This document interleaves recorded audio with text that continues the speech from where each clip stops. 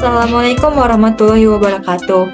Perkenalkan, saya Selomita Aulia Azara dengan NPM 22.182.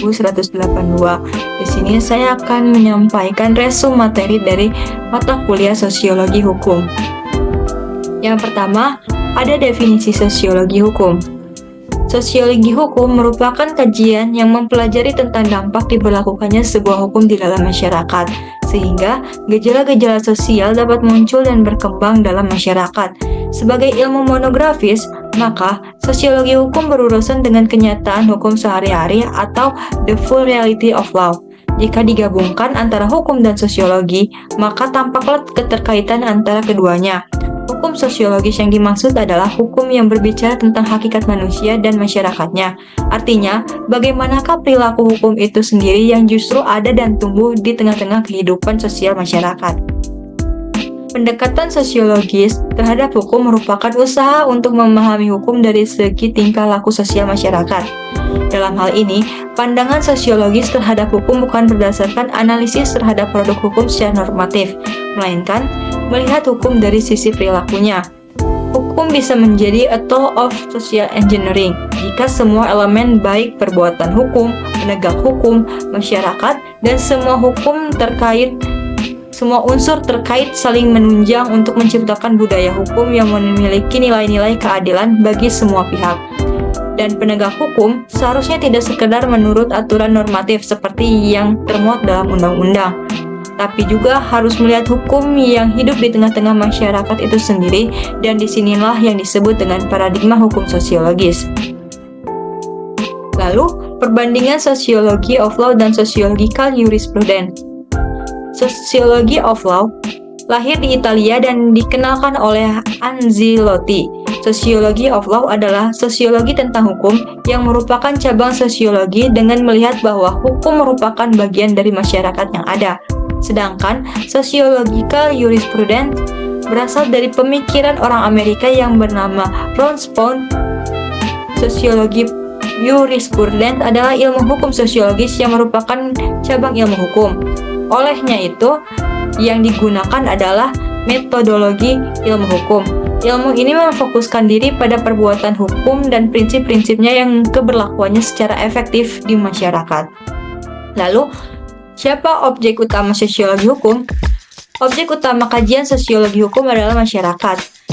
Sosiologi hukum tidak melakukan penilaian terhadap hukum, akan tetapi sosiologi hukum meliputi perilaku sebagai realitas respon masyarakat terhadap pemberlakuan hukum. Selanjutnya ada karakteristik sosiologi hukum. Karakteristik sosiologi hukum ada beberapa, yaitu sosiologi hukum berusaha untuk memberikan deskripsi terhadap praktik-praktik hukum. Kedua, sosiologi hukum bertujuan untuk menjelaskan mengapa suatu praktik-praktik hukum di dalam kehidupan sosial masyarakat itu terjadi, sebab-sebabnya, faktor-faktor apa yang berpengaruh, latar belakangnya, dan sebagainya. Ketiga, sosiologi hukum senantiasa menguji keabsahan empirik dari suatu peraturan atau pernyataan hukum sehingga mampu memprediksikan suatu hukum yang sesuai dan atau tidak sesuai dengan masyarakat tertentu. Keempat, dan terakhir, sosiologi hukum tidak memberi penilaian terhadap hukum, melainkan mendekati hukum dari segi objektivitas semata, dan bertujuan untuk memberikan penjelasan terhadap fenomena hukum yang nyata. Lalu bagaimana kedudukan sosiologi hukum dalam lapisan-lapisan ilmu hukum? Seiring berkembangnya ilmu pengetahuan dan pola perilaku masyarakat, dengan adanya proses pengkhususan atau spesialisasi, maka tumbuhlah cabang sosiologi, yaitu sosiologi hukum, yang mempelajari proses terjadinya norma atau kaidah hukum dari pola perilaku tertentu. Kajian ilmu hukum menganggap bahwa hukum sebagai gejala sosial yang banyak mendorong pertumbuhan sosiologi hukum. Hukum tidak dapat dipandang sebagai sisi yuridis normatif semata. Karena dengan memahami sosiologi hukum, kita akan mendapat pengetahuan tentang hukum dan pengertian yuridis empiris. Sosiologi hukum di dalam ilmu hukum merupakan salah satu alat bantu dalam berhukum. Sosiologi hukum meneliti hukum sebagai kenyataan, meneliti mengapa manusia harus menaati hukum dan mengapa ada pula yang gagal untuk menaatinya. Letak sosiologi hukum dalam ilmu hukum ada dua hal, yaitu dasar-dasar sosial dari hukum atau basis sosial dari hukum. Kedua, efek-efek hukum terhadap gejala-gejala sosial lainnya. Nah, selanjutnya ada kontribusi sosiologi hukum. Sosiologi hukum memiliki kegunaan antara lain memberikan kemampuan bagi pemahaman terhadap hukum dalam konteks sosial.